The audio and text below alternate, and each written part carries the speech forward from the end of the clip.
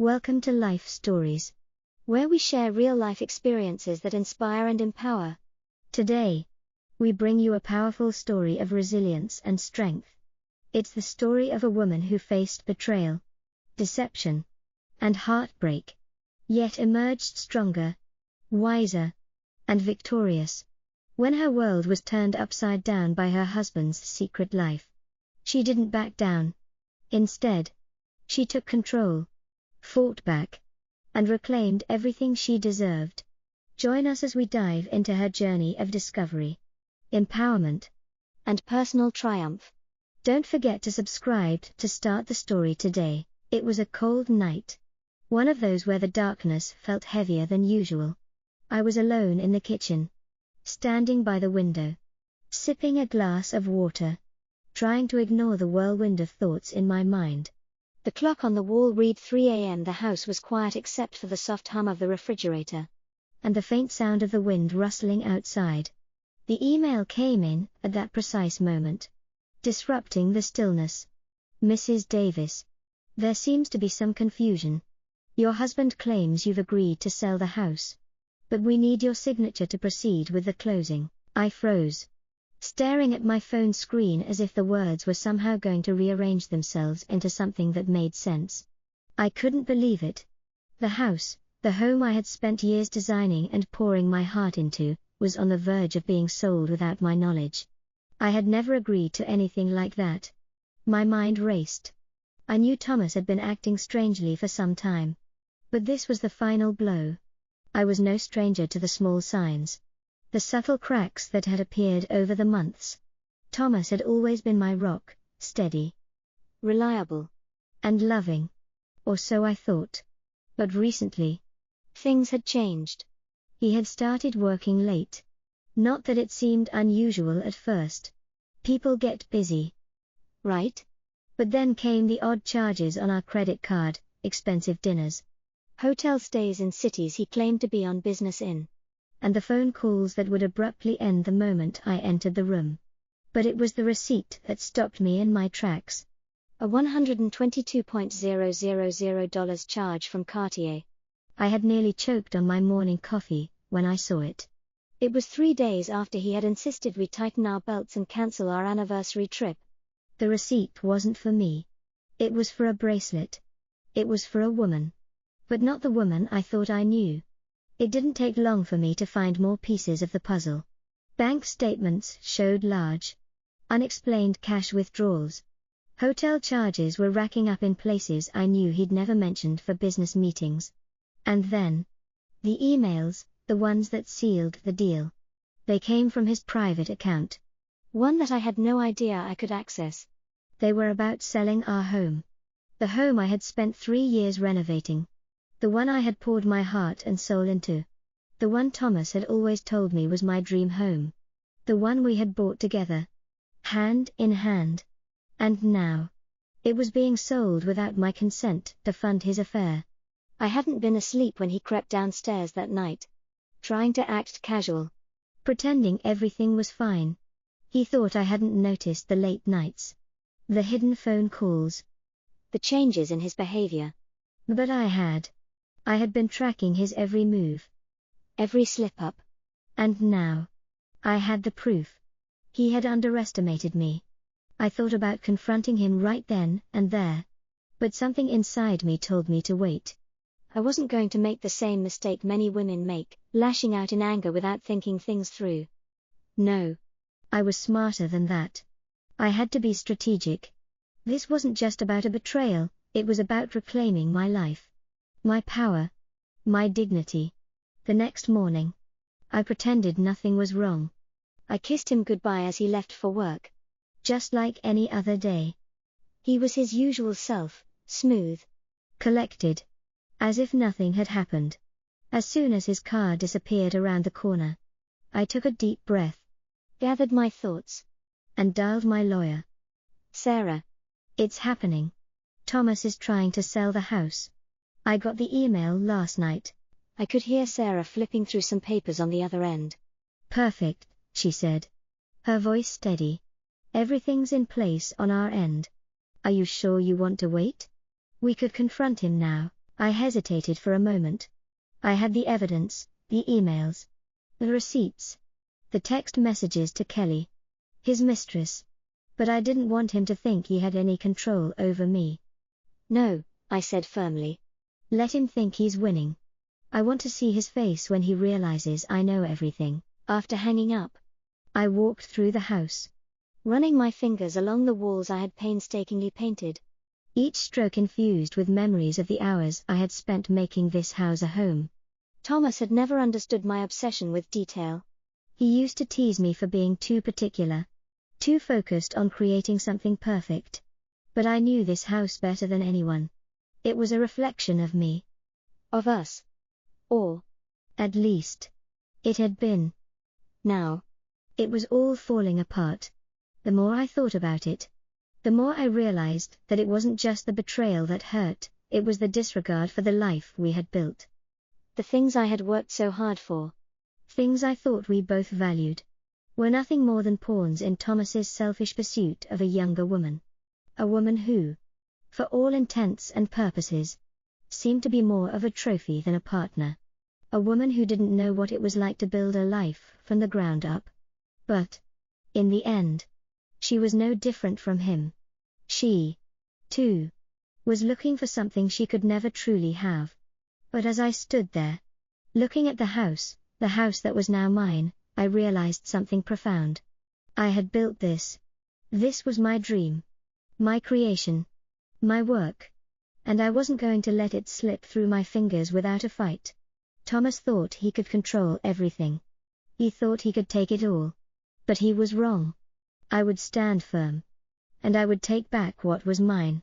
There was no turning back now. The days that followed were a blur of calculated decisions and carefully hidden emotions. I kept up the appearance of the loving wife. The one who supported her husband through thick and thin.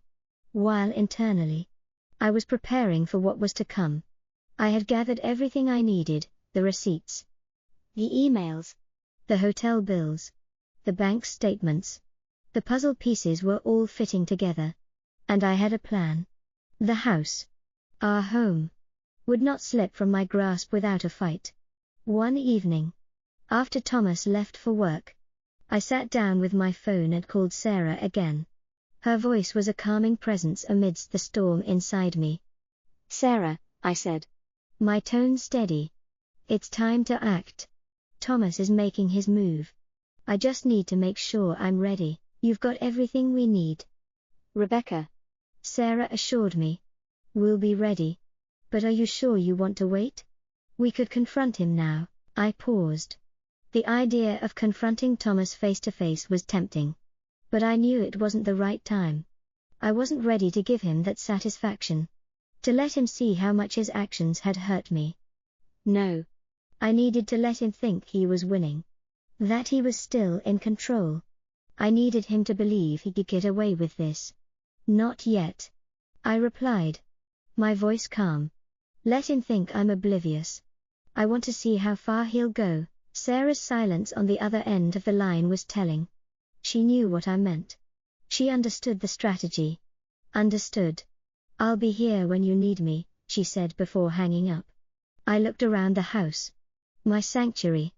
And I felt an overwhelming sense of both anger and determination.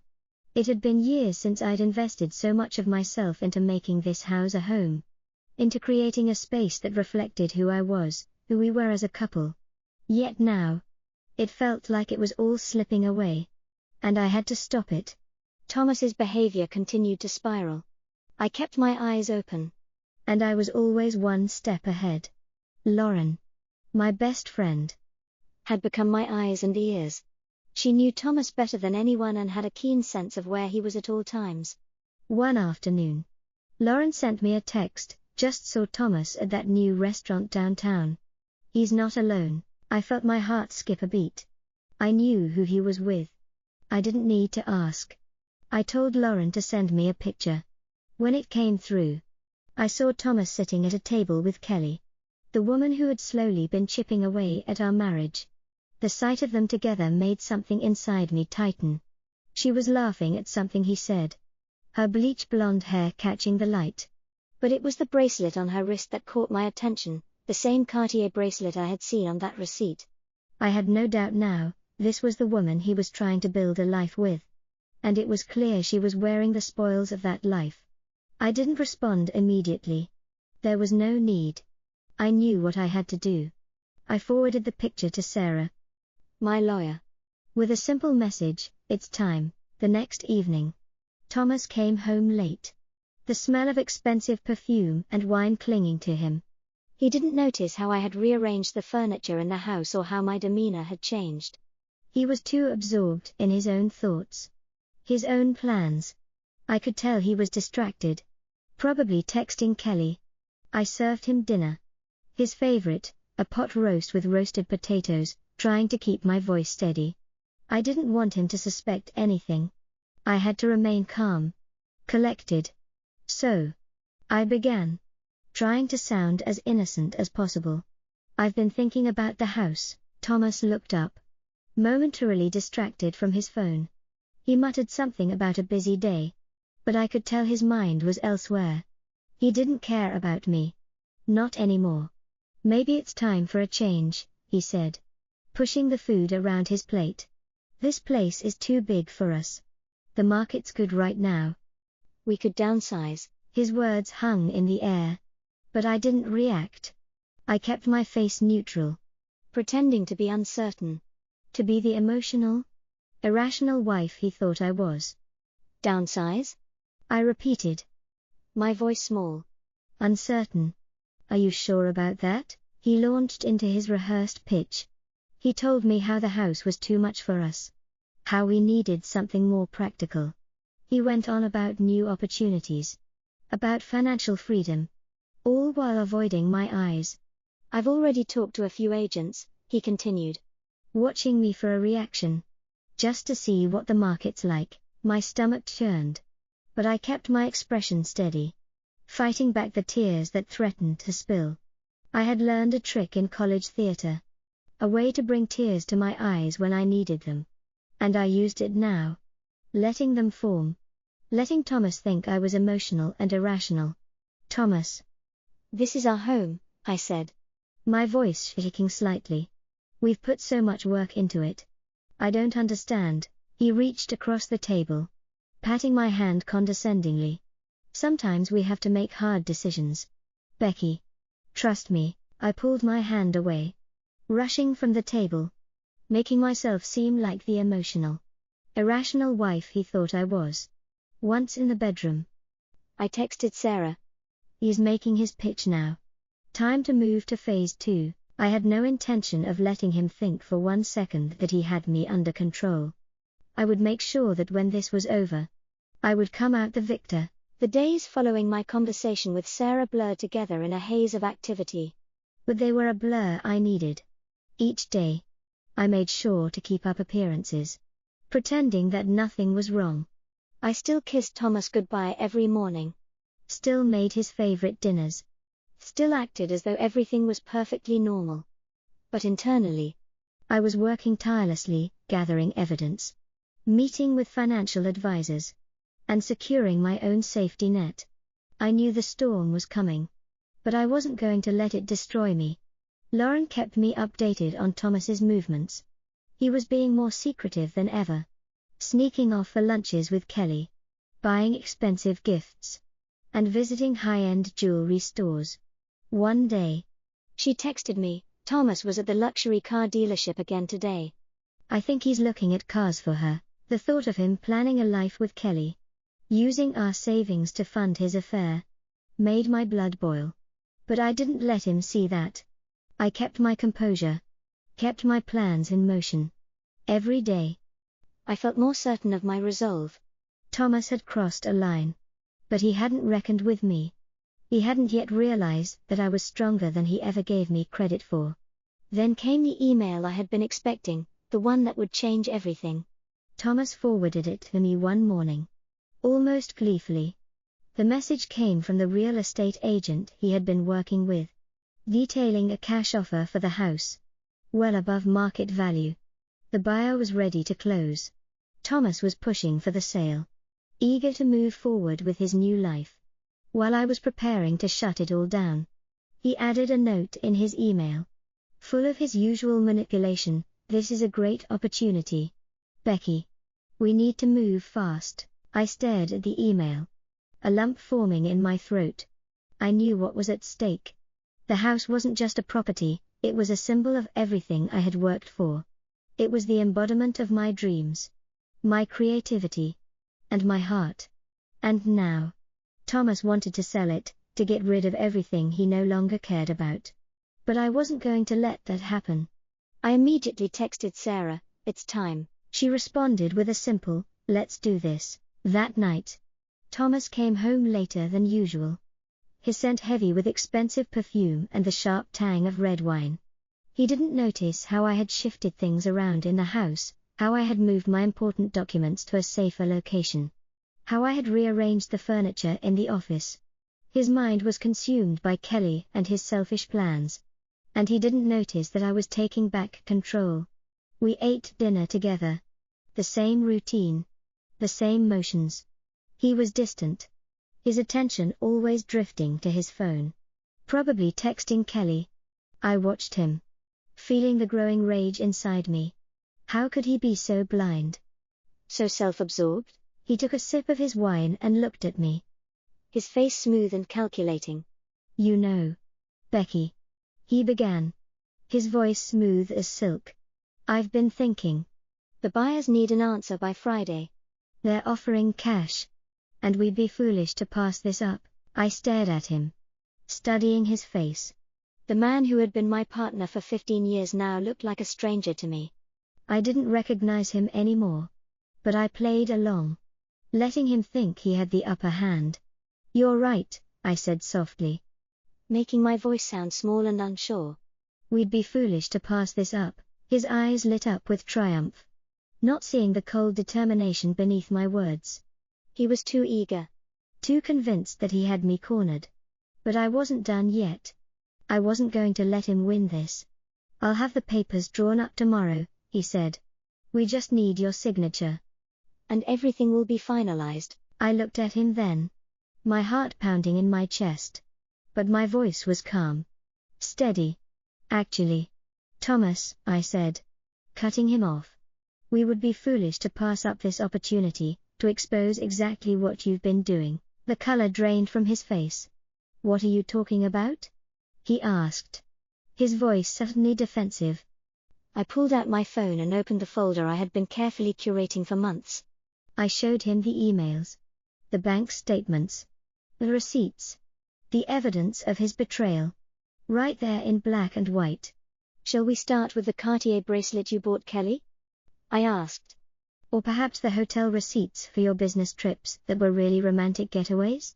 Let's talk about the money you've been siphoning from our accounts." Thomas stood up so suddenly that his chair toppled over, crashing to the floor.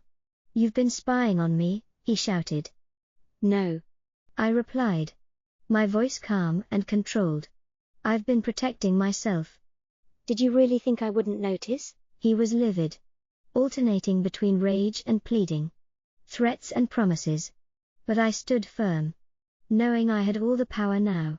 I had everything I needed to destroy him, to take back what was mine. He had underestimated me, and now it was his turn to feel the weight of his own actions. By the time he stormed out, slamming the door behind him, I was already texting Sarah, "He knows. Time for the end game." That was when I knew things would never be the same.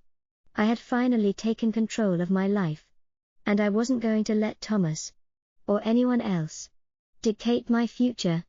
This was just the beginning. In the months that followed, everything began to fall into place. The legal proceedings were intense, but I was resolute. Thomas tried to fight back, desperate to salvage whatever he could of his crumbling world. But the evidence against him was overwhelming. His financial misconduct triggered an audit at his company, leading to a series of revelations that further shattered his reputation. He lost his career, his money, and the life he had built on lies. As for me, I stood strong. I kept the house, the business I had built, and most of our shared assets. More importantly, I had regained my dignity, my independence, and my power. The woman who had once been afraid of losing everything had transformed into someone who could take control and rebuild her life from the ground up. I couldn't have predicted what would come next. The divorce settlement came through. And with it, a sense of finality. It was over. And I had emerged victorious.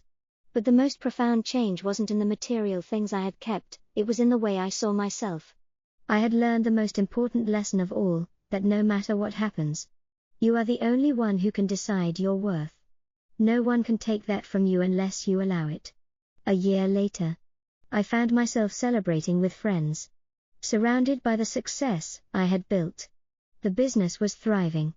And I had gained clients who respected me not just for my work, but for the strength I had shown in the face of adversity. As I looked around at the life I had created, I felt at peace. For those of you watching, remember, sometimes losing what you thought you needed makes room for everything you deserve. Don't let anyone define your worth. Don't forget to subscribe for more inspiring life stories.